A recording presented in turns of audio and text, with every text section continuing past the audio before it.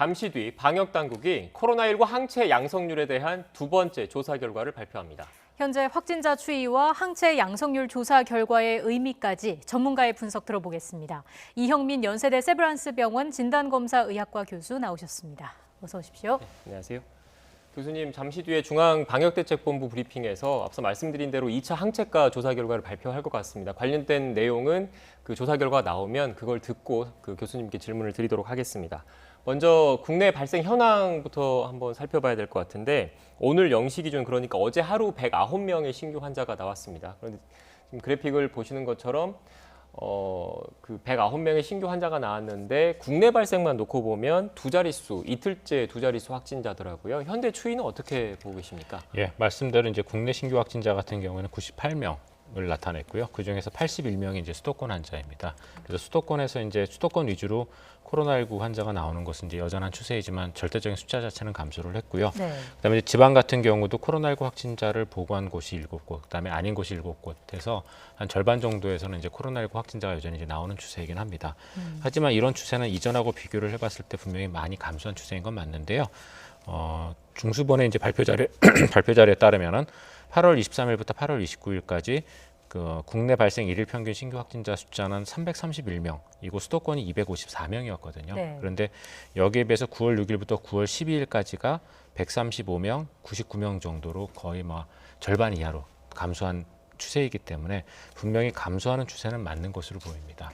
이게 그 2.5단계로 사회적 거리두기를 강화시켰던 게 어느 정도 효과를 봤다라고 볼 수 있을까요?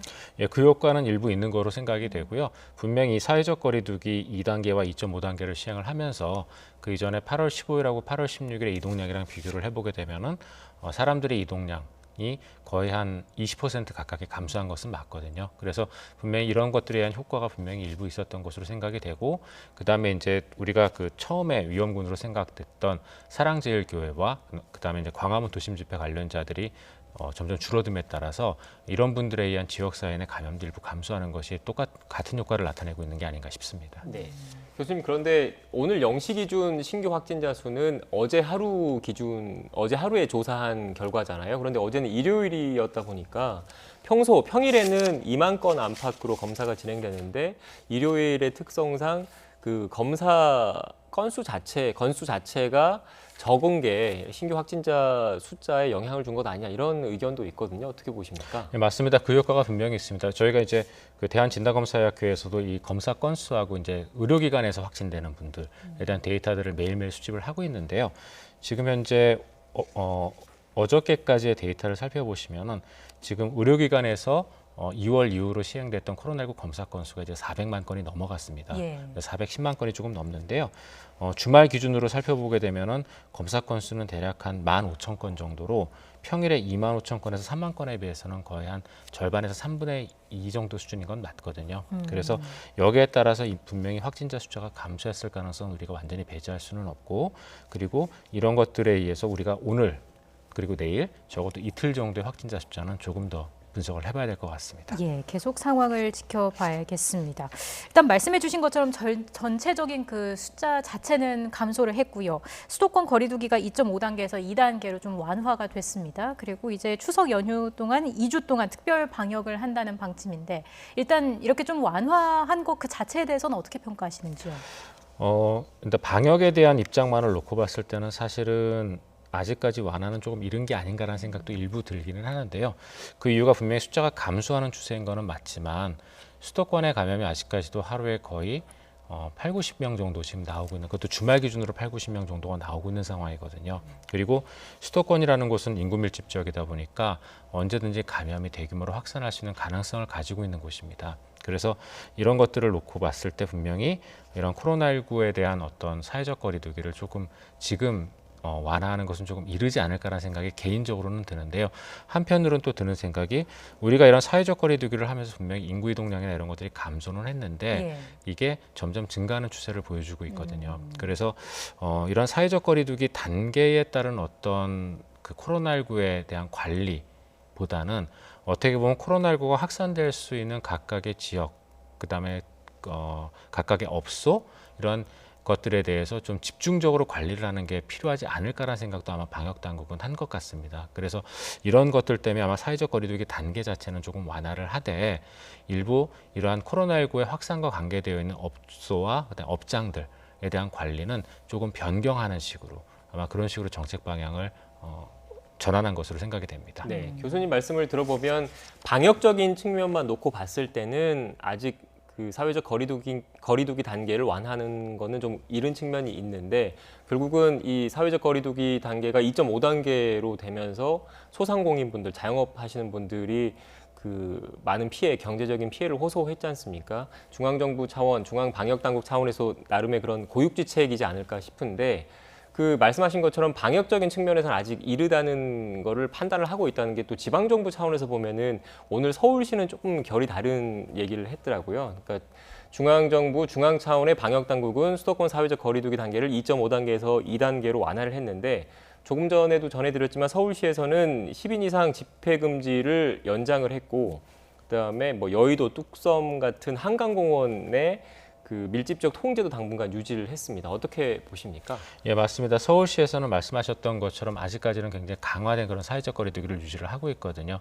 그 이유가 조금 전에 말씀드렸던 것처럼 전국적으로 놓고 봤을 때는 각 지방자치단체에서 생기는 그 코로나19 확진자의 숫자도 감소했고 그다음에 코로나19가 발생하지 않고 있는 지역도 점점 많아지고 있지만 서울, 경기, 인천 지역 같은 경우에는 아직도 많은 숫자의 환자가 발생하고 있는 상황이거든요. 그리고 그중에 감염 경로를 알 수 없는 감염도 일부 있고 그다음에 집단 발생도 여전히 지금 발생하고 있는 상황이기 때문에 서울, 경기 지역 같은 경우에 있어서는 아마도 이런 사회적 거리두기 완화에 대한 부담이 많았을 걸로 생각이 되고요. 그래서 당분간 아마 이런 기조를 유지를 할 것 같습니다. 그리고 또 그렇게 이제 유지하게 되는 이유가 뭐 아직 어떻게 될지는 모르겠지만 10월 3일 또 집회에 대한 또 이런 이슈들도 있기 때문에 네, 지금 실제로 보면 10인 이상 집회 금지 기간이 10월 11일까지거든요. 10월 3일 개천절 집회를 예고한 일부 단체들이 예고한 상황에서 그걸 고려를 한 것으로 보시는 거죠? 예, 맞습니다.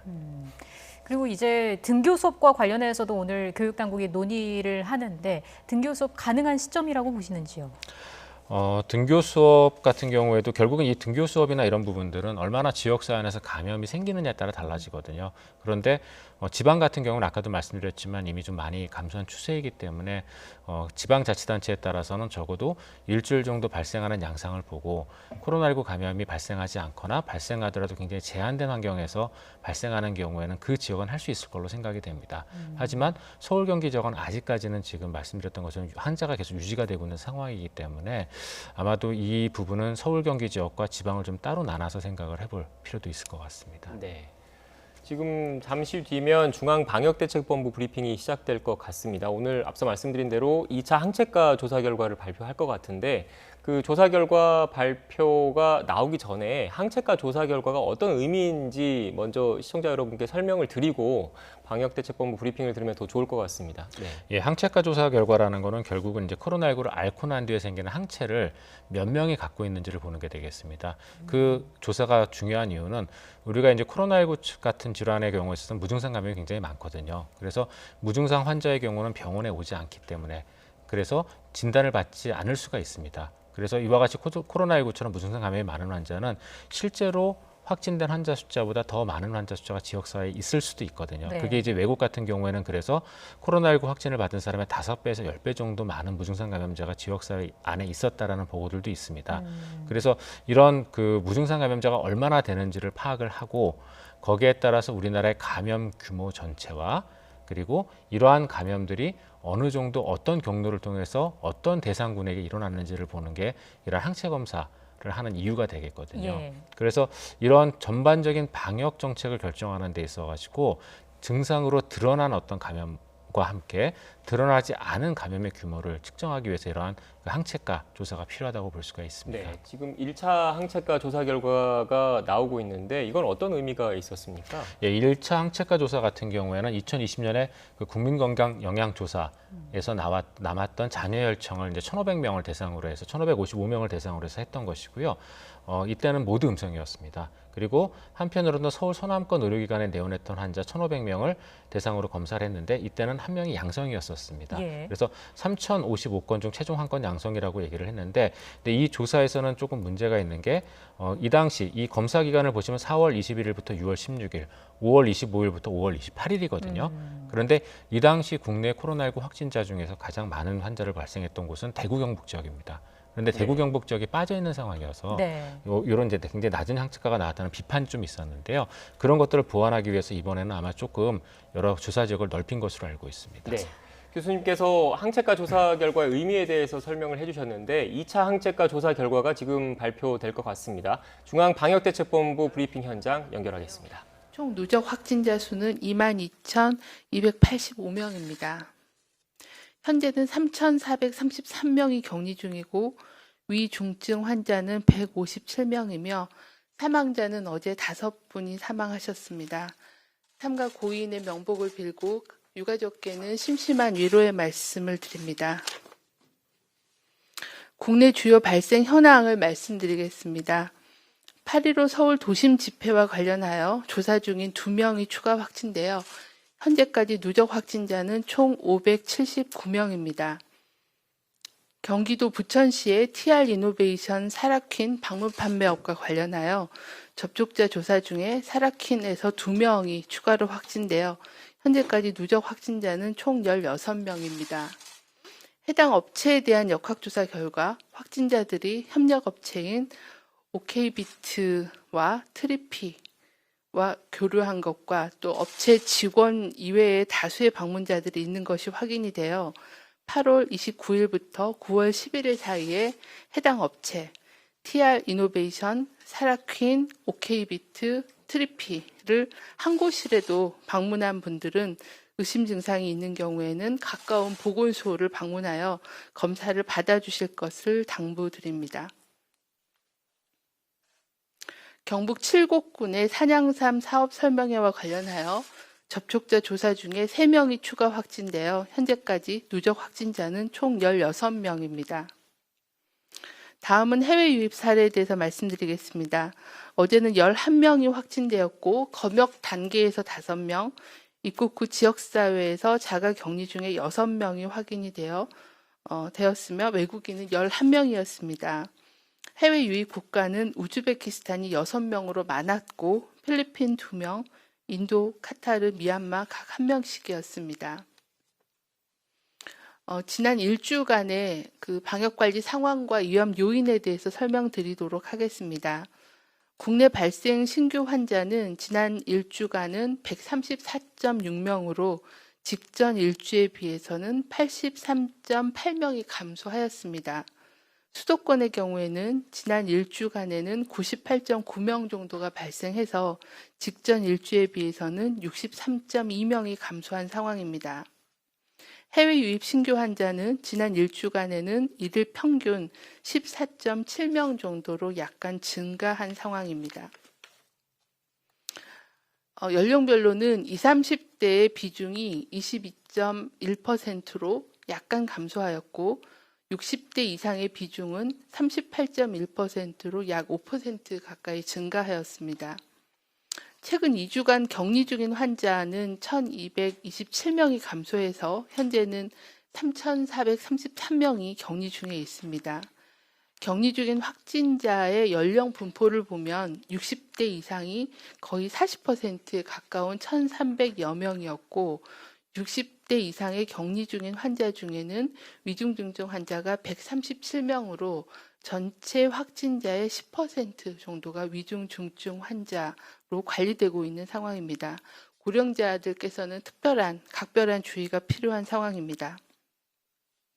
최근 2주간 감염 경로를 보면 확진자하고의 접촉이 33.5%, 국내 집단 발생하고 관련된 경우가 30%, 그리고 조사가 진행 중인 경우가 23.5%를 보이고 있습니다.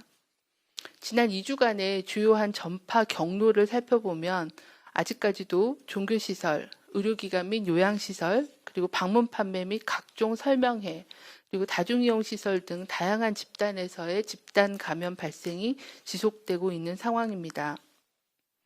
코로나19 감염 예방을 위해서는 최근에 집단 발생이 일어나고 있는 그런 각종 시설에 대한 주의 주의를 지키는 게 필요한 상황입니다. 먼저 종교시설에 대해서는 정규 종교 행사를 포함한 모든 종교 행사는 비대면으로 실시해 주시고 이외의 모든 대면 모임과 행사 그리고 단체 식사는 하지 말아 주실 것을 요청드립니다. 감염 시 중증으로 이어질 가능성이 있는 높은 고령층들이 주로 이용하는 의료기관 및 요양시설에서는 입출입자 통제를 철저히 하고 종사자의 경우에는 다중이용 시설의 방문이나 사적인 모임 참석을 자제해 주시고 유증상 시에는 신속하게 검사를 시행해 주시기를 바라며 마스크 착용 등 방역 수칙을 더욱 철저히 준수해 주실 것을 당부드립니다.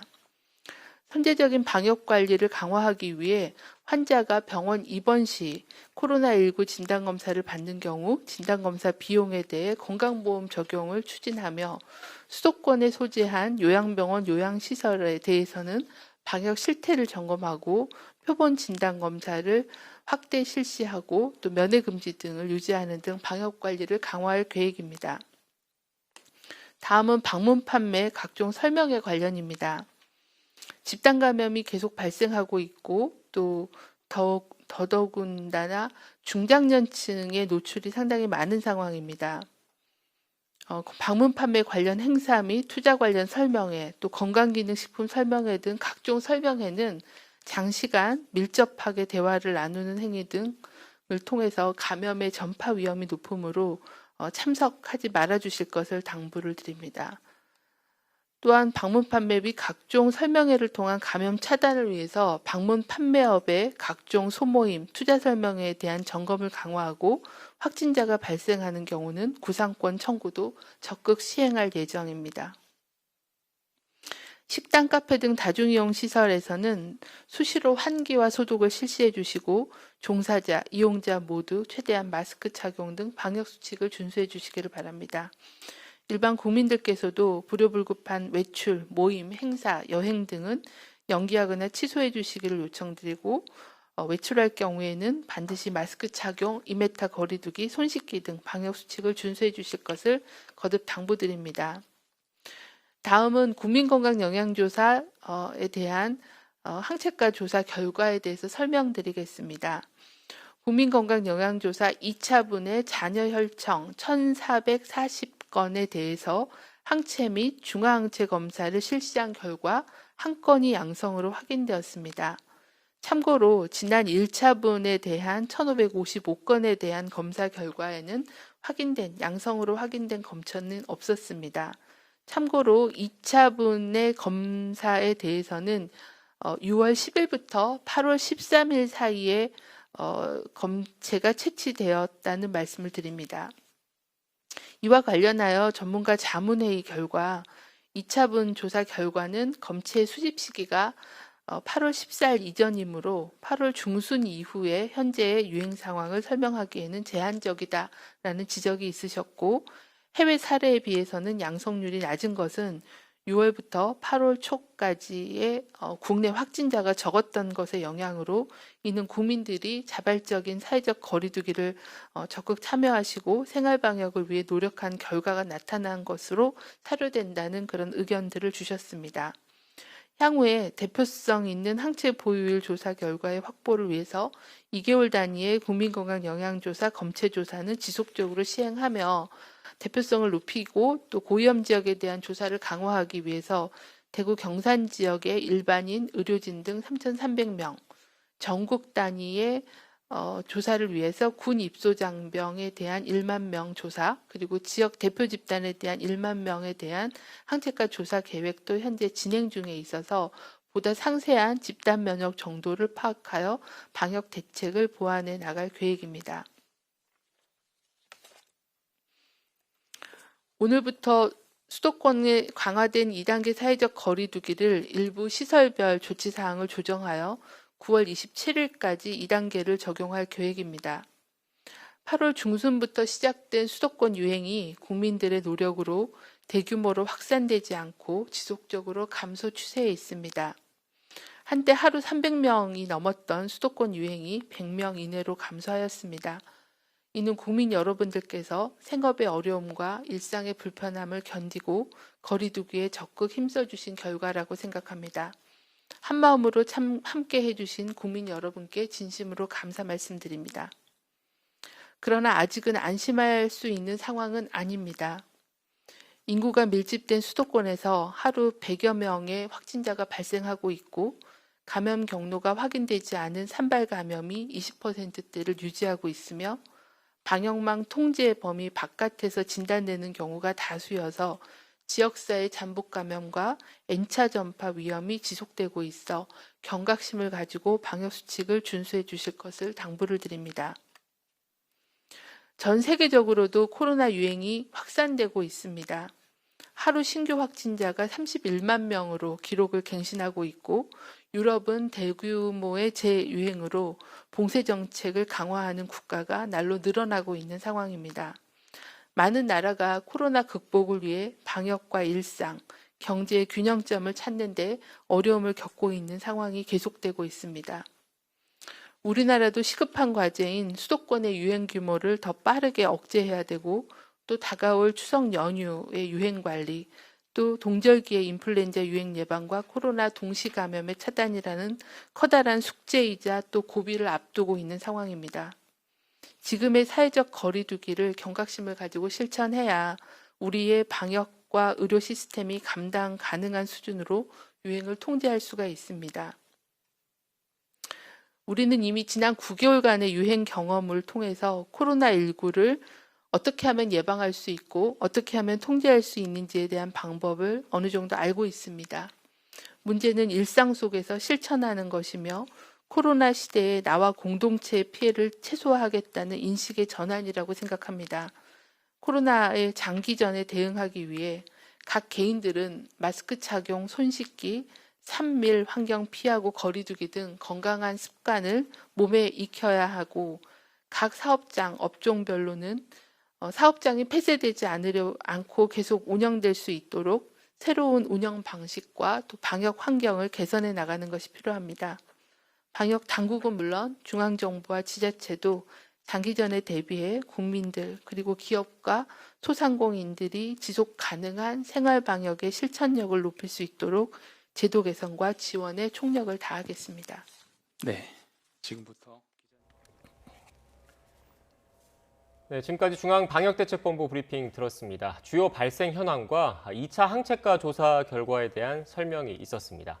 핵심은 코로나19 바이러스에 면역이 형성된 우리 국민이 여전히 적은 것으로 나타났다는 게 핵심이었습니다. 중앙방역대책본부는 국민 1,440명을 대상으로 항체와 중화항체 검사를 진행했는데 단 한 명만 양성 반응을 보였다고 밝혔습니다. 이 의미에 대해서는 전문가와 함께 짚어보도록 하고요. 이어지는 브리핑과 질의응답은 YTN 유튜브 채널을 통해 확인할 수 있습니다. 네, 계속해서 전문가와 이야기 나눠보겠습니다.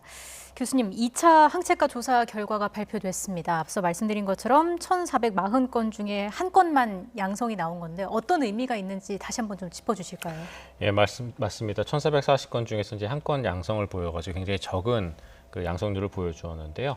이 얘기는 어떤 의미냐면 이제 우리나라가 그동안 보고했던 코로나19 확진자 숫자는 전부 다 PCR이라는 검사를 기반으로 해서 이루어졌거든요. 네. 그런데 이제 이런 PCR을 기반으로 한 우리나라의 전체 코로나19 확진자의 숫자는 인구 10만 명당 43명 정도 됩니다. 근데 이 정도면은 당연히 검사를 우리가 한 1,500명 정도 했을 때 한 명이 양성 정도 나오는 숫자가 맞거든요. 예. 그렇게 보면은 우리나라 같은 경우에는 이렇게 PCR을 통해서 확진한 숫자와 항체를 통해서 확진한 숫자가 큰 차이가 나지 않기 때문에 방역망에서 그동안 놓쳤던 어떤 코로나19 확진자 숫자는 굉장히 적다라는 의미라고 볼 수가 있고요. 그다음에 두 번째로는 조금 전에 얘기가 나왔던 것처럼 전체 국민들 거의 1,440명 중에 한 명 정도 항체를 갖고 있는 현실이기 때문에 어떤 코로나19에 대해서 면역력을 갖고 있는 사람들은 굉장히 적다라고 볼 수가 있습니다. 물론 코로나19에 대해서 항체를 갖고 있는 이 한 명이라 하더라도 나중에 시간이 지나면서 코로나19 항체가 없어지는 경우도 많고 재감염도 가능하기 때문에 이게 반드시 면역력을 나타낸다고 보기는 어렵겠지만 어쨌건 지금 단기적인 면역력이라도 갖고 있는 사람은 굉장히 제한적이다라고 보시면 될 것 같습니다. 네. 지금 그런데 그 조사 기간을 제가 한번 살펴보니까 6월 10일부터 8월 13일까지거든요. 그리고 6월 10일부터 8월 13일까지 1,440건을 조사를 했는데 일단 그 조사 기간부터 한번 살펴보겠습니다. 최근에 이런 그 재확산세는 8월 중순 이후 수도권을 중심으로 많이 퍼졌는데 이 조사 기간만 놓고 보면 6월 10일부터 8월 13일까지니까 최근에 이런 확산세 이게 반영이 안 됐을 가능성은 없는 겁니까? 당연히 반영이 안 됐을 걸로 생각이 됩니다. 왜냐하면 우리가 코로나19에 감염이 되고 항체가 생성되는 시기는 보통은 일주일 정도 지나면서부터 시작해서 한 3, 4주 정도 지나야 이제 거의 완벽하게 항체가 생긴다고 얘기를 하거든요. 그럼 코로나19 감염이 생기고 나서부터 한 달 정도 뒤에 보통 항체 검사를 하는 게 가장 이제 적절한 것으로 생각이 되기 때문에 네.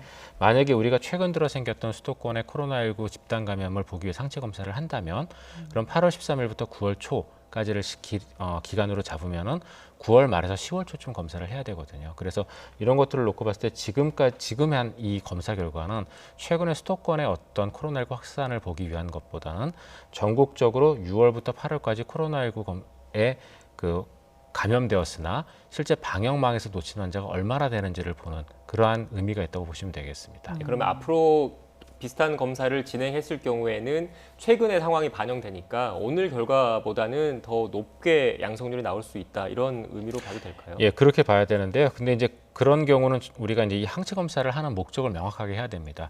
지금 현재 이 항체 검사 같은 경우에는 전국에 있는 사람을 대상으로 했거든요. 네. 왜냐하면은 특정 지역을 대상으로 하게 되면 당연히 그 특정 지역의 특성에 따라서 항체 검사 유병률은 높게 나올 수도 있고 낮게 나올 수도 있습니다. 그렇다 보니까 이러한 항체 검사를 할 때는 전 국민을 대상으로 보게 되면 전국의 인구 분포에 따라서 그다음에 연령대별 분포에 따라 가지고 대상을 우리가 선택을 하게 되거든요. 그렇게 가져가게 되는데 만약에 전국의 코로나19 확진자의 어떤 현황을 본다면 이번과 똑같이 이번처럼 전국의 인구 분포에 따라서 고루고루 우리가 검체를 채취를 해야 되겠지만 만약에 수도권 지역이 지금 중심이 됐었기 때문에 수도권 지역의 현황만을 보고 싶다면은 당연히 다음번 검사에서 수도권 지역의 인구 비율을 좀 더 높여야 되거든요. 그래서 그런 목적에 따라 가지고 아마 다음번에 항체 검사는 좀 디자인이나 이런 것들을 달리갈 수도 있을 것 같습니다. 혹시 검사 건수 자체가 좀 적거나 하진 않습니까?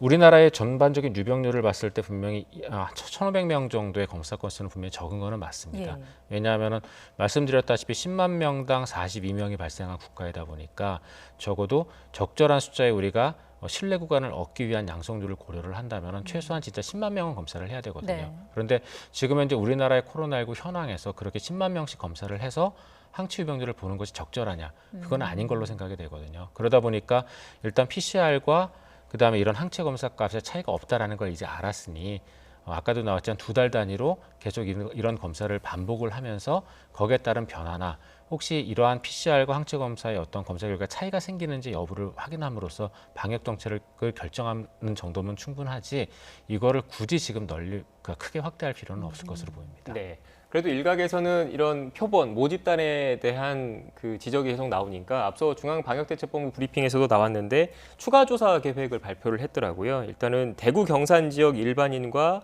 의료진 3,300명 그리고 전국 단위 지역별 항체 보유를 확인하기 위해서 군 입소장정 10,000명 그리고 지역 대표 표본 집단 10,000명에 대해서 항체 조사를 실시하겠다라고 얘기를 했는데 결국 이렇게 모집단 표본 자체가 늘어나고 지역 대표성을 가질수록 전반적인 지역사회, 우리나라 지역사회 감염 현황을 파악하는 데 도움이 된다는 의미겠죠? 예, 맞습니다.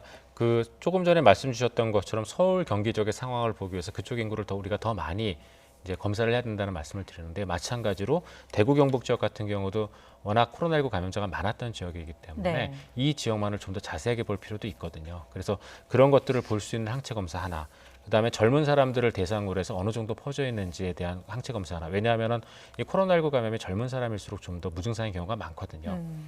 하지만 이런 사람들일 경우 또 오히려 활동량이 많기 때문에 또 다른 사람에게 전파도 잘합니다. 그래서 어떻게 보면 위험군이라고 볼 수가 있으니까 이런 분들 중에 얼마나 감염되는지를 볼 수 있는 검사군 하나, 그다음에 가장 일반적인 사람들을 대상으로 전국 단위로 검사하는 항체 검사 결과, 항체 검사 조사 하나 이런 식으로 해서 좀 다목적으로 운영을 하겠다는 뜻으로 보입니다. 이번 조사 결과 그리고 추가로 진행될 조사의 결과에 따라서 방역의 어떤 전략에도 변화가 필요할까요?